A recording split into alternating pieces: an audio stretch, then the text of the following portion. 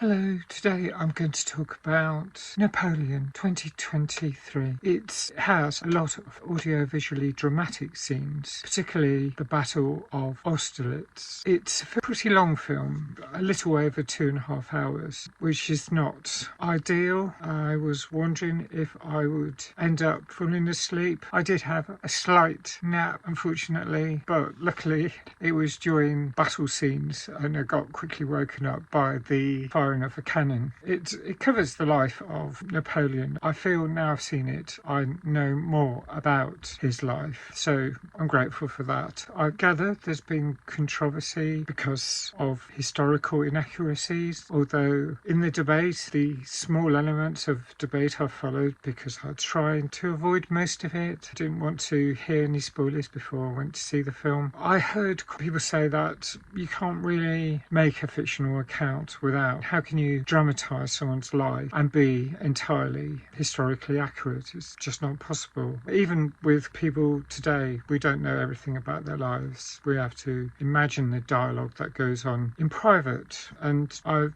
enjoyed a lot of films where we know that some of the scenes are dramatised, so I didn't expect it to be completely accurate. I can still read all about Napoleon's life. I've done a small amount of that, partly on Wikipedia. I've asked ChatGPT some questions. I could look at the source material, could read some books, I could learn a lot more about Napoleon. There's a lot of the things I'd like to learn in life, though. I appreciate the snapshot that I got from this film. And I guess 2 hours 38 minutes isn't a huge amount of time to encompass the life of someone, especially someone who had such a great impact on geopolitics at the time of the French Empire in the late 18th century, the early 19th century. The film starts around the time of the French Revolution, and there's a few pretty grim scenes, such as when Marie Antoinette is guillotined.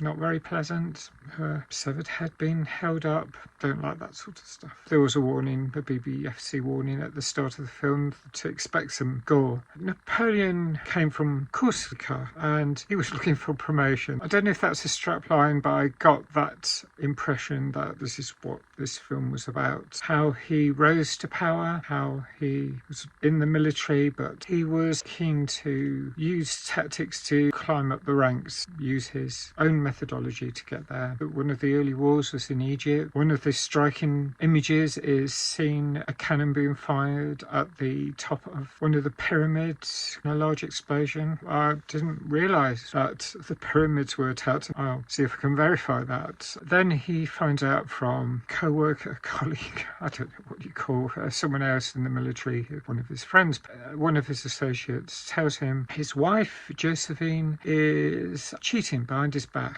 And he is not happy with that, so he returns to France despite this being considered desertion, and he has his answers to those who accuse him when he returns. He argues with the top people, the top brass in France, that they're not exactly doing a good job of looking after the country. It's suffering. So he rises up the ranks and he engages in other military battles, and the most impressive of these, the one that really struck me, was the Battle of Austerlitz. Until I saw the film, I knew of it as a station in Paris, a station that serves the south of France, places like Toulouse. The town, the area of where the Battle of Austerlitz happened, is in current Czech Republic. Napoleon Bonaparte, it's interesting that we call him by his first name, a bit like certain politicians nowadays. Not a fan of that approach, but the strong man thing often prevails. Could just call him Boney, as one of the people in the tabloid style media of that time seemed to call him. This battle was visually and audially impressive.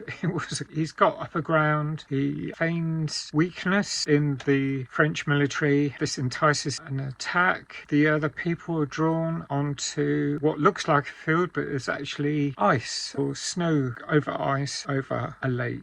And when some people realise, one soldier moves the snow and sees that it is ice and they're on top of the lake, and then the cannons start raining down artillery. Wow, it's a resounding success. Love that. That's the most memorable part of this film. I was very interested in the story of Josephine. The whole relationship with Josephine is so complicated. She was empress, he was emperor. That struck me as strange. I didn't realise that after the French Revolution there was a kind of monarchy. Napoleon finds a crown. This quote: "He found the crown in a gutter and he puts it on his head." He coronates himself. One thing that frustrated Napoleon was his inability to get an heir. They found out that it was Josephine who wasn't able to get pregnant. There was a definite unseemly side to Napoleon, his aggression, now it would not be considered a good relationship because of his attitude and his behaviour. They both seem to talk down to each other and claim that the other would not be able to cope without them, and there seems to be some truth because they kept together, and he was devastated when she became ill.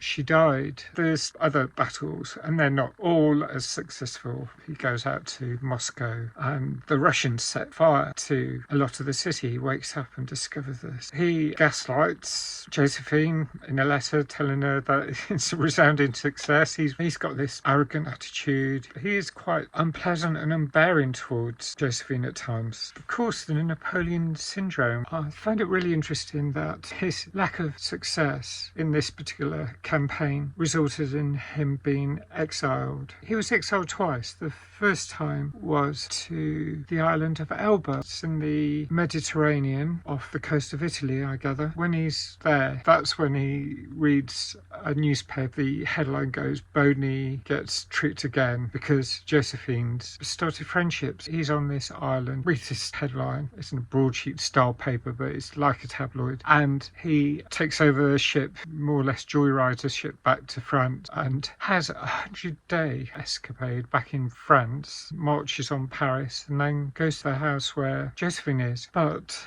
she's died, so he is understandably upset. And then in 1815 he conducts more military engagements. Waterloo in Belgium. Of course there's a station in London named after that. And again, after not succeeding, he gets banished again. This time he gets banished to St. Helena off the coast of Africa. As far as how the film goes, I found it really informative, interesting, entertaining. I found it visually impressive. It's a very engaging film overall. I will give it a score of 8 out of 10. Not so keen on the grim, slightly gory elements. Overall, I found it really interesting. A really good film to watch. I'd love to know your thoughts. Joaquin Phoenix was brilliant, I thought. His portrayal, and Vanessa Kirby. There was a lot of good acting, a lot of feeling in it. Thanks for watching.